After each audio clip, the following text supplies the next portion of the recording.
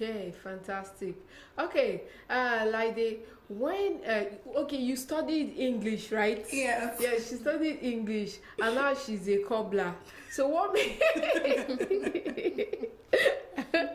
so what made you go into this particular business? Can you shed light on that? Okay, first of all, before the school thing or anything, I'm very handy. I Okay. love doing things like making things. You're into crafts. Crafts, exactly. Okay. So after school, I wanted to be a radio personality, but Yeah. I tried. I went for training. I went for so many competition. I won some. I didn't win some. So I started working. Like I worked in like two companies like that, and they didn't pay me. Wow. So I was angry, excited about it. Like, okay, let me just do something. We after camp, the side thing we did, Okay. to the gingered me to. Oh, you took part inside. Wow. I was forced to. I didn't. I did. Not. I did. So instead of every other like tailoring, makeup artist, I actually learned makeup, but Really? I knew I couldn't cope. Okay. I can't. Oh, wow. So I chose shoemaking, and it has been wonderful. All right. Okay. When you decided that, okay, let me just even go into this thing, like I'm very good at it, were there extra steps that you took in order to perfect your craft? Yes, because I started learning shoemaking 2017. Then I learned for like 3 months. I stopped because I got a job. So I like since I don't get this one, let me just leave shoemaking. But I had to come back to it. So since then, I've been trying as much as possible to, learn new things. I learned from a place where we don't use much of leather. Okay. So I started going on Instagram. I saw people work. I loved it. Like I want to be like this person. Did you kind of like go to like maybe a vocational center, or you just learned from some of these roadside cobblers? I learned from one of those roadside couple, like Wow. shoemaking. Yes. So how was your experience like? I'm actually older than my boss. Wow. Yes, I'm older than my Male or boss. female? Male. Okay. So I met a female Cobbler. at the shop. So because I had experience before, so it was easy for me. When my boss, because when I carry myself good there, like I went there myself, I paid. So I told him that, see, I don't want to learn like every other person. Number one, I am learned. Number two, I know I want to learn this thing within 3 months, and I have little experience. Do you understand? It's not like you start teaching me from basics. You understand? So whenever I told him that, see, when you're around, I will look at you like every other person. But when you're not around, I'll buy my own materials and I'll start working on things. So I started doing that. So those seniors that I met, I'll call them, buy mineral, buy anything. They will try to teach me. I'll drag them. So I started training myself. I had a friend then that he was my first customer. I said, let me do this thing for you. So that was since then I've been trying as much as possible just to make things better for myself. And before I finished my training, I already left because 2 or 3 months into the training, I got a job, like one of my biggest job. I'm from London. She called me to make 50 pairs of Ankara slippers for her. Wow. So that was I left a shop. Okay. So since then, no, I didn't even know all the styles, but since then I've been trying. If I see this, I'll go back to the boss and say, boss, this, that. Okay, do this, do that. And that was it. All right. And I'm still learning. Okay, that's fantastic. I know running a business currently in Nigeria with exchange rate and with increase in price of raw materials and all can be quite challenging. Very. Especially for a young entrepreneur that is just starting out. You can say that So again. how are you able to manage it properly to make sure that you come up with pricing that at the end of the day you still make profit for yourself? So how do you do that? This is very hard because, first of all, customers don't want to know that things are expensive. Sometimes you just have to urge, beg, please, ma, please, sir, things are really expensive. If food stuff can be expensive in Nigeria, materials for making shoes are really, really expensive too. But sometimes, and if I see that they don't want to accept, okay, how much do you want to pay? This is my price. Okay, I'll just walk A way a around way it. around it. Do you understand? Because we have people that see, I don't have more than this money. Just then, okay, ma, I'll do something, but I'll make sure it is nice and durable. Okay, but doesn't that kind of affect your business and the profitability at the end of the day? It does. It does. Because as that 2 weeks ago, I was asking myself, like, babe, when your mates were choosing makeup artists and, why did you choose to make it? Because this is hard. But I still had to, like, okay, this is what I am going to, I had to sit a friend down, like, please help me to do this. I need to, because I can't even, I'm not even saving again. Wow. I just make money and put in the mail, make money and put, like, I need to separate this thing. Please just, let's talk about this thing. And he was, he helped, like, you need to open a business account, you need to fix it. And I was very happy because I'm already working towards this and I see that it's working. Making profit in this business as of now is not easy.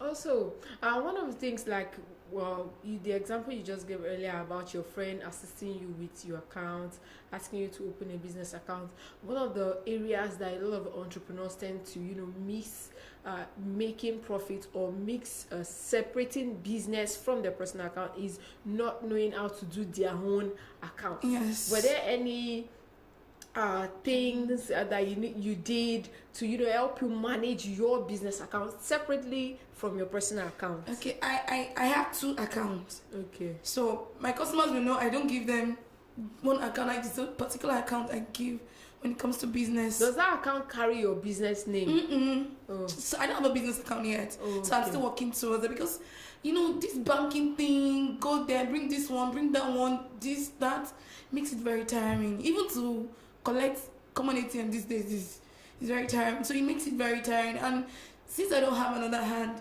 working, social media, attending to this. Okay, you're the one that oversees the entire business.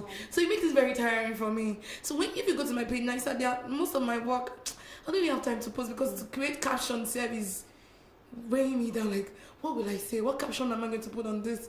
Well, what's next time, Jerry? That's why you don't see much on my page. Wow. Because I have tons of work I have not posted. But in a way, don't you feel like that is kind of affecting your business? It is. That's my shop on social media and all that. That's my shop. It is. But by the time I finish work during the day.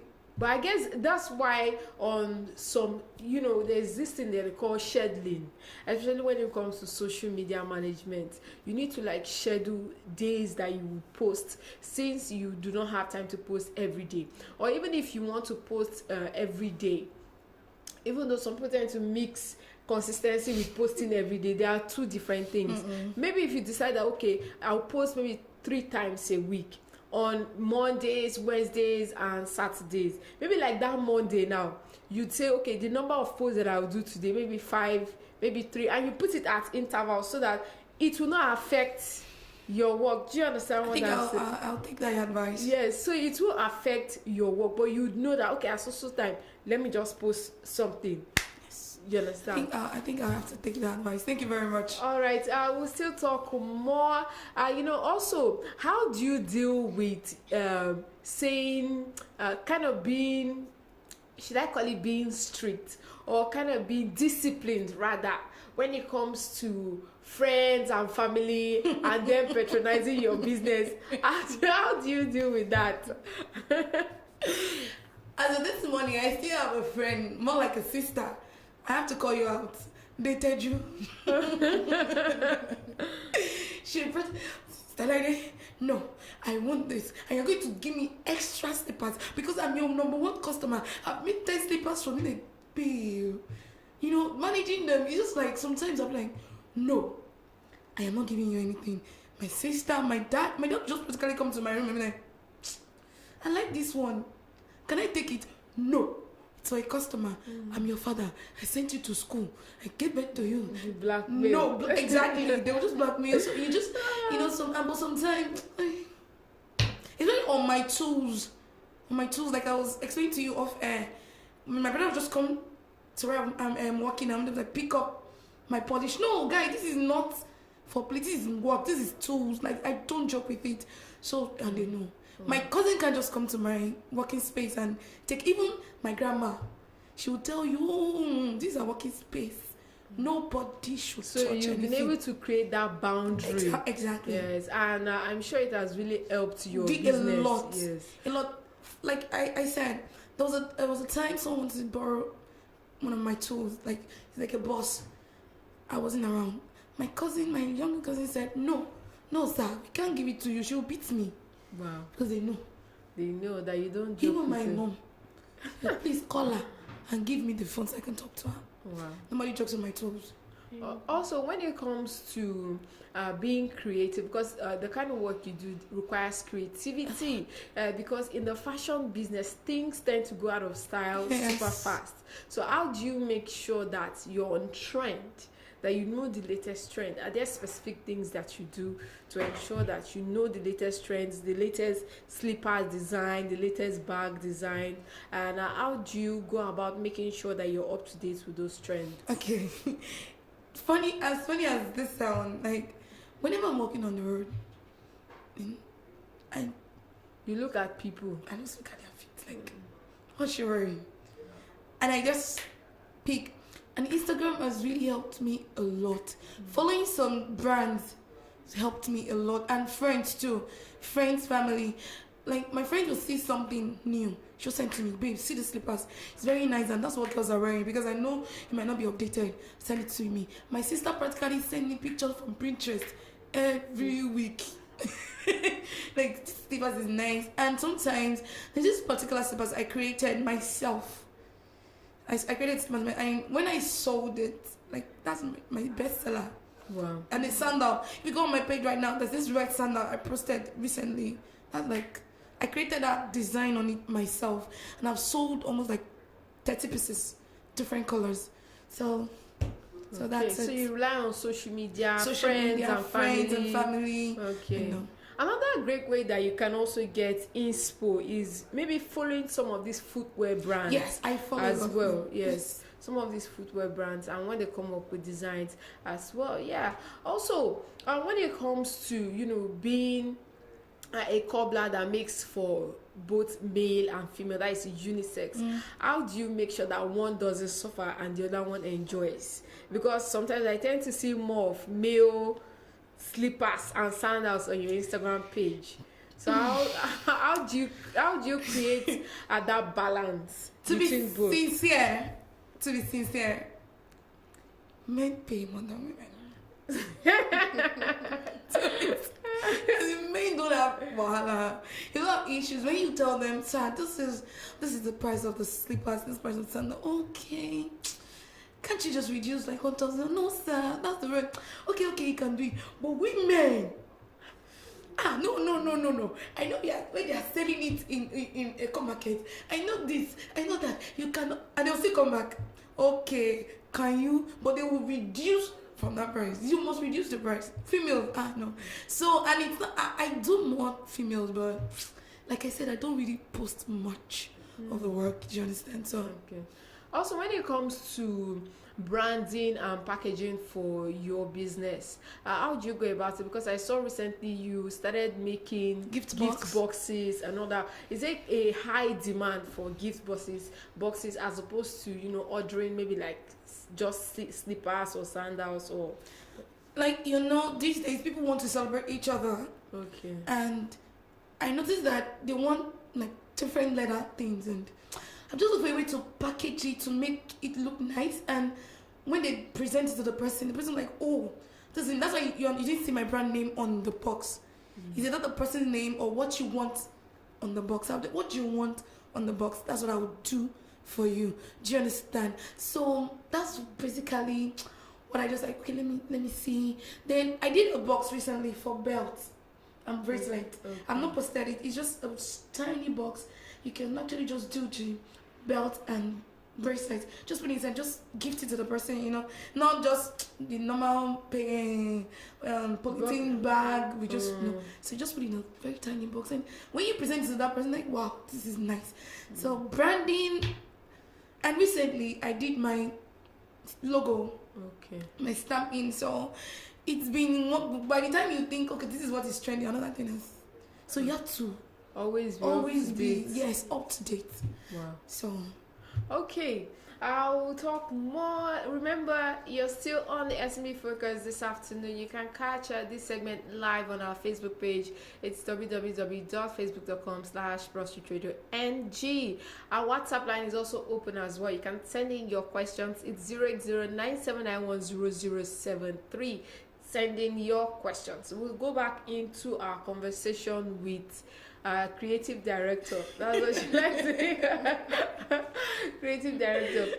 Okay, so when you decided that, okay, I'm going to go into, this business full time, what was the reaction from your family, your friends, and all that? Not everyone is so open-minded when it comes to unconventional jobs, especially knowing that, okay, she studied so and so in English. the university. Yes, English in the university. So most people have different expectations. So what was it like from your family? Let's start from that. What was it like? okay, my mom was cool with it. Like, she was like, let me think that will just make you independent.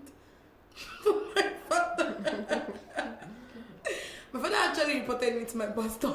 Wow. He said, how can she? She went to school. She graduated with good grades. Oh, she said she wants to go. There's banking there. She even said she wants to be a radio presenter. I know, I paid. And the pastor was like, but she's working and she's earning money. Leave her alone. She's fine. She's doing fine. So I was surprised the first time I made a slide for my dad. He took it like, okay. So when he went down and came, I said, I'm proud of you. Wow. My friends love this slippers. Good work. So now you can come to my workspace. I mean, like, I like this one. I want. So practically every other person was cool apart from my dad. But now everybody's okay. They want something from me now. Whenever they come, I want that bag. Wow. Also, do you still feel the need to always want to impress them, especially when it comes to, business-wise? You want to make sure that, let me do this. To show them that I'm still in this business, I'm still serious about it. Does it still happen to you? Like when I decided to start to go learn bag making, I called my parent. I'm like, I want to go and learn how to make bags, so I won't be around much. I'm like, why? See, I just want to learn leather bags, not just any bags, but leather bags. I'm like, wow, that's nice. Like, hey, so how can we help? No, don't worry, I can take care of myself. I'll pay for the training myself. Are you serious about it? So they're cool. And so would you say that was kind of like a rewarding moment, that you were able to step out and do your own thing and not like ask for their assistance? I know. Anytime I go to the market and I bring my money from my pocket, I'll buy something for myself. Or maybe I'm coming home and I buy something like maybe food item or anything home. Like, yes, babe, you're doing well. Also, when it comes to running a business as an entrepreneur who basically does everything from management to accounts to social media to creative direction, almost everything, how are you able to balance all these roles at the same time? And also, what has been your two questions, what has been your most bizarre experience with your customers? Have you had crazy what has been your most bizarre experience with your customers? Be it with maybe delivery, payment. Don't go anywhere. Just stay at that delivery. Don't go anywhere. Don't stay. Just stay at that delivery. Oh, I cried. Wow. No, I had blood pressure. No, seriously, I was shaking. This customer was calling me. I need you. I told you I want to present this thing. Ma, it's not me. I was calling right now. I was calling the company. The customer was calling me. Like, ma, and this one, now, my very good friend, within 2 minutes, she changed it for me. Wow. My friends were telling me, calm down. She reported me to our group chat. As in we have a group chat. She reported me. Everyone was calling me. Like, I had to switch off my phone. I went offline. I used my other number to start. They didn't deliver that thing till the next day. Wow. I couldn't sleep all night. Forget money. Let's just stay at that delivery aspect. Crazy. So even as of yesterday, someone needed to present this particular gift box to her boyfriend in the morning, like around maybe morning, afternoon, before he leaves work. Rider never reach 5 p.m. Wow. Can you imagine? I couldn't. When and things are like that, I won't be able to work again. Everything will just be standstill. So I'll just be like this. Like, the girl was calling me. I couldn't pick up. I was calling the company. I was calling the rider. Madam, I don't reach. Like, what? I gave you this thing since 10 a.m. in the morning. Why?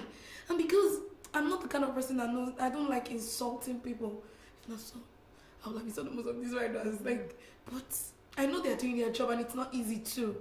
But at least these riders, they should pity people like us. Please. Oh, that's your experience. So I don't want to say the other one, but they just stay at that. So in that kind of situation now, as a small business owner, what do you do to kind of salvage the situation? Do you offer your customers maybe incentives, discounts, or anything in case, like in the case the rider even misplaces their product? What would you do differently? Well, that has happened to me before. Okay. But maybe something like I sent the rider to the man to deliver his slippers. The slippers wasn't fit. Instead of the rider to bring it back to me, he ran away with it. Talk to you.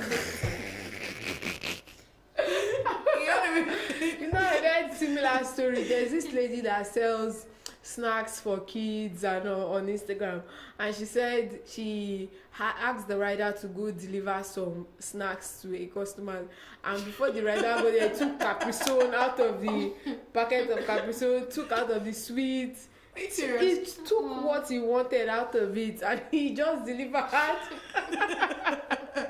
And the woman was forced to kind of like replace it. I think another one again that I've heard, the lady sells food online.